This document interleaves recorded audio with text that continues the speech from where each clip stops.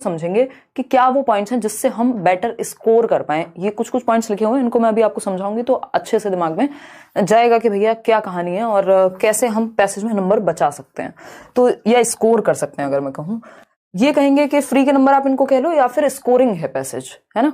Passage क्या है, scoring होता है। और क्योंकि कोई भी पहले से पढ़ के तो नहीं जा सकता पैसेज, किसी को पता तो होता नहीं है कि यही वाला पैसेज आएगा या कोई और पैसेज आएगा, है ना। तो कुछ कुछ पॉइंट्स हैं जो सभी पैसेज पे लागू होते हैं। अगर आपने प्रीवियस ईयर के कुछ पैसेज भी लगा करके देखे होंगे तो आपको आइडिया लगा होगा। देखते हैं स्कोरिंग की अगर हम बात करें तो ये पैसेज स्कोरिंग है अपने आप में, क्योंकि हमें पता है लैंग्वेज 1 और लैंग्वेज 2 दोनों में 15-15 नंबर के पैसेज आएंगे, यानी 30 मार्क्स ऐसे मार्क्स हैं। क्योंकि नेगेटिव मार्किंग नहीं है तो डर तो सकते नहीं है हम पेपर को अटेम्प्ट करने से, तो सारे क्वेश्चन से अटेम्प्ट करने हैं। इस केस में कई बार क्या होता है, इसमें एक छोटी सी सलाह है कि जैसे ही आप CDP यानी बाल विकास अटेम्प्ट कर लें पेपर में, ऑनलाइन जैसे पैटर्न है उस पर भी हम बात करेंगे, अटेम्प्ट कर लें जब आप पेपर में, तो उसके बाद सीधा लैंग्वेज पे चले जाएं। यानी लैंग्वेज को टाइम से करना है, लास्ट के लिए लैंग्वेज को नहीं छोड़ना होता।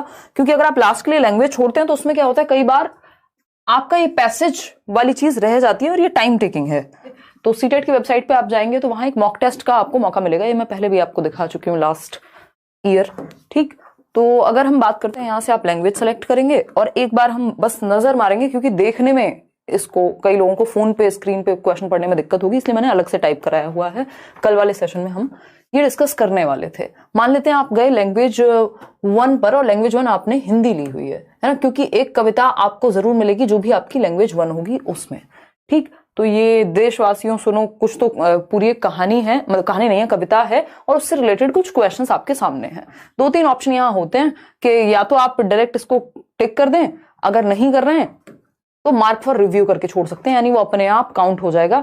अगर आप भूल भी गए बाद में उस क्वेश्चन पे आना, अगर आप डाउटफुल भी हैं तो इसलिए वो पर्पल वाला जो साइन आता है मार्क फॉर रिव्यू, यहाँ ऑप्शन होता है। ये हम पेपर के टाइम पे और फिर से बातें कर लेंगे।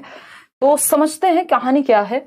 ऑनलाइन में थोड़ा सा पढ़ने में कई लोगों को, जिनको आदत नहीं होगी, उनको दिक्कत हो सकती है, बट सीटेट की वेबसाइट पे जाके भरपूर आप मॉक लगा लीजिए और करियरवेल ऐप पर भी आपको कुछ मॉक टेस्ट मिल जाएंगे।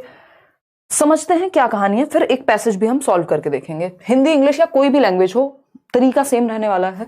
तो स्कोरिंग है लैंग्वेज, जिसमें से 15 नंबर की पेडागोजी और 15 नंबर की का आपका पैसेज, जिसमें 2 पैसेज आते हैं 8 और 7 नंबर के। ये बात हम कर चुके हैं, ठीक।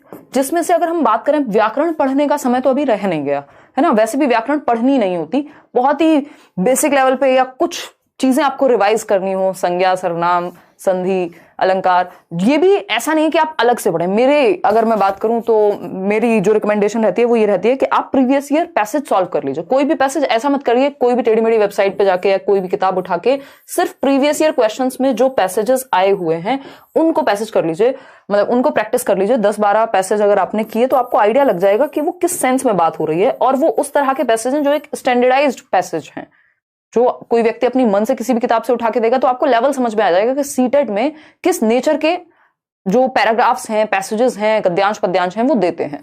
क्योंकि वो प्रीवियस ईयर से ही आपको समझ में आ सकता है। अलग अलग एग्जाम में अलग अलग थोड़ा सा पैटर्न रहता है। इजी पैसेज होते हैं, ऐसा नहीं होता कि कोई बहुत भारी है।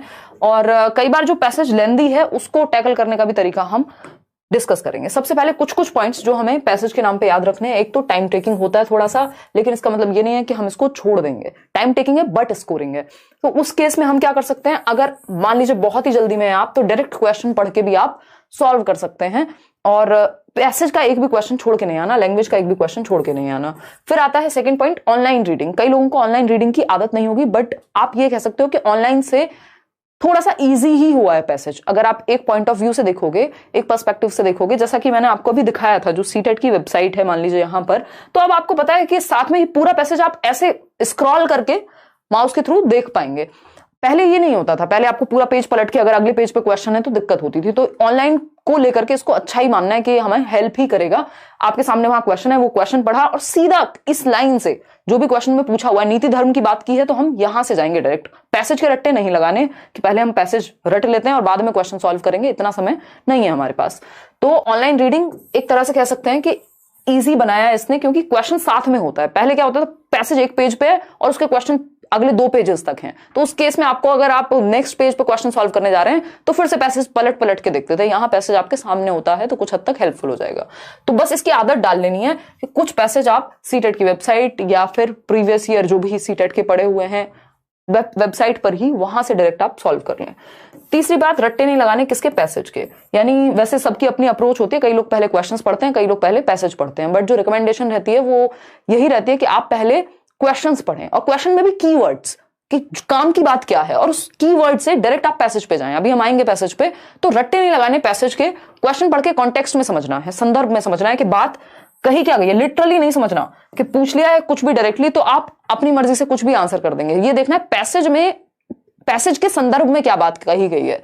यानी पैसेज में अगर दिन को रात कहा है तो हम रात के अकॉर्डिंग चलते हैं, तो पैसेज हमारे पास एक रेफरेंस पॉइंट है पैसेज, कि हम उस पद्यांश के माध्यम से, गद्यांश के माध्यम से, उस पोएम प्रोज जो भी हमारे सामने है उसके अकॉर्डिंग आंसर मार्क करते हैं, ना कि ऐसे के अपनी मर्जी से। तो पैसेज के कॉन्टेक्स्ट को समझना है, ठीक है ना। क्वेश्चंस विदाउट पैसेज, यानी कुछ क्वेश्चंस, मान लीजिए जो बड़ा पैसेज होगा, हमेशा याद रखिएगा अगर कोई पैसेज 9 नंबर का है या 8 नंबर का है तो उसमें से कई क्वेश्चंस ऐसे होंगे जो डायरेक्ट सॉल्व हो जाएंगे। यानी या तो वो थोड़े बहुत व्याकरण या ग्रामेटिकल बेसिस पे होंगे या थोड़ी सी अंडरस्टैंडिंग बेस पे होंगे। मान लीजिए किसी ने आपसे तत्सम शब्द पूछ लिया या किसी में विलोम शब्द पूछ लिया, अब इसके लिए तो खैर आप क्या व्याकरण पढ़ेंगे, है ना, तो उसमें या संज्ञा सर्वनाम कुछ ऐसा पूछ लिया तो वो आप डायरेक्ट क्वेश्चंस के थ्रू भी सॉल्व कर सकते हैं।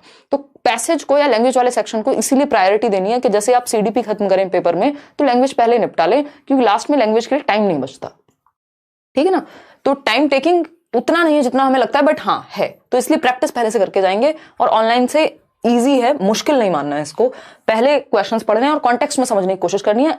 कीवर्ड्स, जो कीवर्ड्स हैं उन पे हम अगर थोड़ा सा फोकस कर पाए, कीवर्ड्स कुछ ना कुछ पैसेज में होते हैं और एक स्टोरी घूम रही होती है, तो वो कीवर्ड्स को अगर हम ध्यान में रखें, मान लीजिए कोई ईयर दिया हुआ है, 1956 की बात हो रही है, या कोई एक पर्टिकुलर वर्ड है, तो वो हमें स्कैन करते हुए, जो हम स्कैनिंग पढ़ते हैं ना, स्कैनिंग और स्किमिंग राइटिंग में, स्कैन करते हुए वहां पहुंचना है उस वर्ड को, कीवर्ड को उठा करके पैसेज के अंदर, ठीक। दूसरी एक बात यहाँ पे, एक तो ये कीवर्ड की बात हो गई, कॉन्टेक्स्ट हम समझ ही लेंगे, यही बेसिक बातें हैं। अब एक पैसेज पे आते हैं और देखते हैं कि ये चीज काम कैसे करती है। अब इसको हिंदी, इंग्लिश, मराठी, उर्दू, जो भी आपकी लैंग्वेज है, ये फंडे सब जगह काम करते हैं पैसेज के लिए।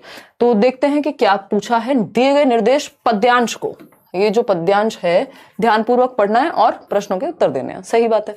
अब इसको पढ़ने तो हम नहीं बैठेंगे, अगेन रट्टे नहीं लगाएंगे, बस हमने देख लिया धरती है किसान की, कुछ तो बात हो रही है, पहले क्वेश्चन देख लेते हैं। ज्यादा बड़ी कविता नहीं है, अगर हम डायरेक्ट भी स्कैन करने पे आएंगे वर्ड्स को तो भी पकड़ लेंगे।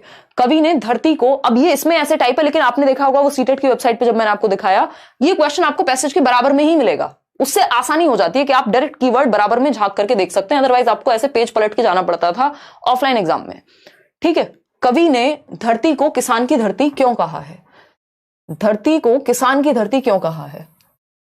वैसे तो हम इसमें अपनी मर्जी से अगर हम देखेंगे तो कंफ्यूजन क्रिएट हो सकती है, एक बार पैसेज पे झांक के देख लेते हैं, देखते हैं। किसी का मन करे तो वो 2-3 क्वेश्चन भी पढ़ सकता है ताकि पूरा आइडिया लग जाए कि पैसेज में बात क्या हो रही है आखिर, ठीक है। तो कवि ने धरती को किसान की धरती क्यों कहा है, समझेंगे। ये सेकंड लाइन में ही, फर्स्ट लाइन में मिल गया हमें, यह धरती है उस किसान की, ठीक है। तो किसान की धरती क्यों कहा है, ये पहली मतलब शुरुआत से ही मिल जाएगा हमें कहीं। उस किसान की जो मिट्टी का पूर्ण पारखी, जो मिट्टी के संग साथी, तप कर गल कर मर कर, मतलब मेहनत कर रहा है, अथक परिश्रम की बात हो रही है, खपा रहा है जीवन अपना, देख रहा है मिट्टी में सोने का सपना, ठीक है। यही समझ आ गया हमें, ये तो अपने आप में इतना छोटा पैसेज है, लेकिन पहली ही लाइन में मिल गया जो जवाब हम ढूंढने आए थे कि धरती किसान की क्यों है, तो यही मिल गया कि पूर्ण पारखी है, संग साथ है, तप कर गल कर मर कर काम कर रहा है उसमें, तो इसलिए धरती को किसान की कहा गया है। सिंपल बात हो गई। अब 4 ऑप्शंस देख लेते हैं, आप जवाब दीजिए एक बार। 71% लोग बी ऑप्शन कह रहे हैं, चलिए समझते हैं। तो धरती को किसान की धरती क्यों कहा है, किसान धरती के लिए लड़ता है, किसान धरती पर अथक परिश्रम करता है, जो कि ज्यादातर लोग सही दे रहे हैं। तो ये तो बेसिक हमारी अंडरस्टैंडिंग है कि हम पहचान जाएंगे। किसान को मिट्टी की परख होती है, किसान धरती पर हल चलाता है। देखो परख, हल चलाता है, ये अगेन परिश्रम की बात हो रही है ना। जो कॉन्टेक्स्ट है, जो संदर्भ है, जो सेंस निकल के आ रहा है, क्योंकि हम सेंस पे जाते हैं लैंग्वेज में, तो सेंस क्या निकल के आ रहा है कि बच्चा, जो किसान है वो अथक परिश्रम करता है, इसलिए उसकी धरती कहा जा रहा है उसको। हमने लिखा हुआ था ना अभी जब हम सेकंड थर्ड लाइन में पढ़ रहे थे कि वो तप कर जलकर गलकर, कुछ तो इस तरह का था, तप कर गलकर मरकर, मिट्टी के साथ ही वो लगा हुआ रहता है पूरे टाइम, इसलिए वो पूर्ण पारखी है क्योंकि वो मेहनत करता है। तो परिश्रम की बात हो गई, ठीक। आगे बढ़ेंगे नेक्स्ट क्वेश्चन पे। अपने तन की खाद मिलाकर मिट्टी को जीवित रखता है, इस पंक्ति में रेखांकित अंश से क्या आशय है। तो अपने तन की खाद मिलाकर मिट्टी को जीवित रखता है, ये कीवर्ड है हमारे लिए। हम तन की खाद ढूंढेंगे उस पैसेज में, ठीक है ना।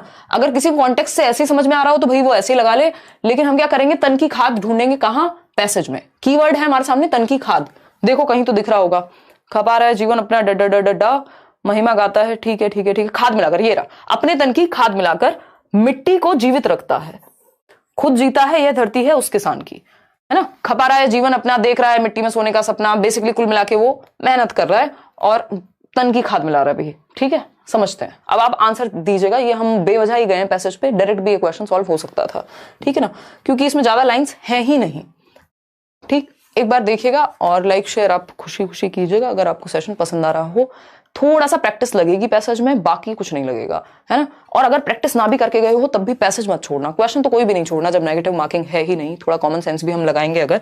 और ये स्कोरिंग चीज है, अपने तन की खाद मिलाकर सबके फुल मार्क्स तो नहीं आते पैसेज में, ये कहना तो गलत होगा क्योंकि एक आध दो गलतियां हो जाती हैं, बट ऐसी गलती नहीं होनी चाहिए जो एक तो हमारा टाइम ज्यादा ले जाए और दूसरा होनी ही नहीं चाहिए थी, मतलब वो सेंसलेस एकदम सिली मिस्टेक कहेंगे। सी ऑप्शन कह रहा है 86% लोग। चलिए समझते हैं।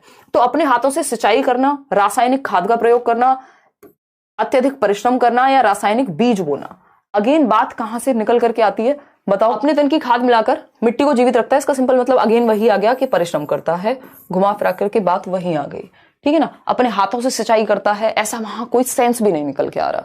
तो अगेन हाँ, सी ऑप्शन ही सब लोग कह भी रहे हैं, कोई दिक्कत नहीं है इसमें।